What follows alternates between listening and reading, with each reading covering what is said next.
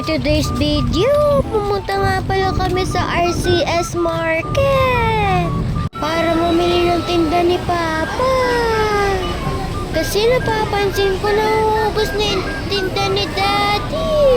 Ngayon pala yung umakyat kami sa taas para maglaro. At pala nakikita niyo si Yona enjoy na enjoy. Habang ako'y nakatayo lang dyan. Nal. Ayaw mo po na nga ako kasi sobrang sakit na ng paa ko kakalakad. Naglaro na nga ako kasi nainggit ako kay Ona. Ayan, bumaba na nga kami para bumili ng paninda. Ako, Yona, huwag ka na bumalik, baka mahulog ka pa.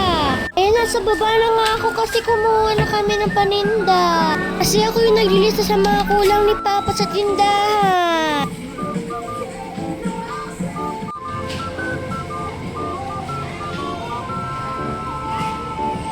Ayan nga, naghahanap na si Papa ng alak para paninda niya. Kasi mabili yung alak sa tindahan namin. Ayan, dali-dali na siya kumuha.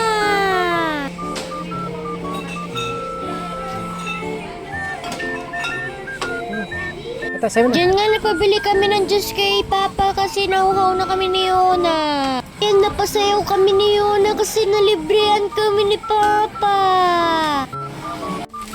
Nakuha ako ng kurang chichirya dyan.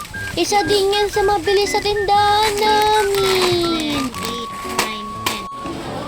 Ayan nga, naghanap na kami ng counter kasi napipila na kami. Napakalikot pa ni Yona. Ayan pala nilalagay ni Papa yung paninda sa counter.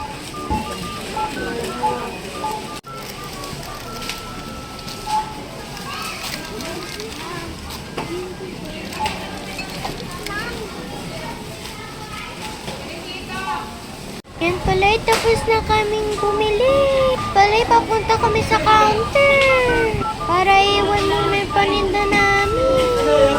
Ayan ngayon, nagutom na ako kaya niyaya ko sila Papa pumunta sa McDo.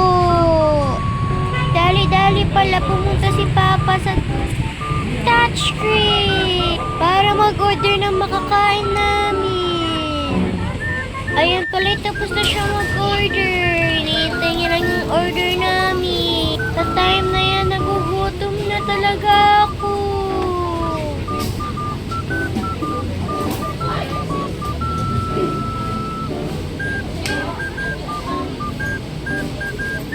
Hindi na makipigilan ni Yona yung gutom niya kaya uminom na siya ng milk tea. Ako'y umiinom na din ng milk tea ko.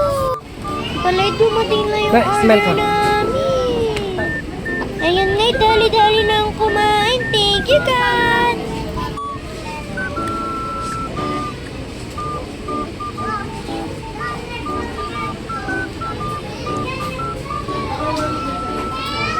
Finally, nakauwi na kami. Si Yona nga nag-aayos ng paninda. Basahin mo nga yung ano? Ayan nga, kinuha ni Yona yung alak. Kunyari, binabasa niya. Kahit ininom mo ang alak, maiilog ka? Nakakasuka?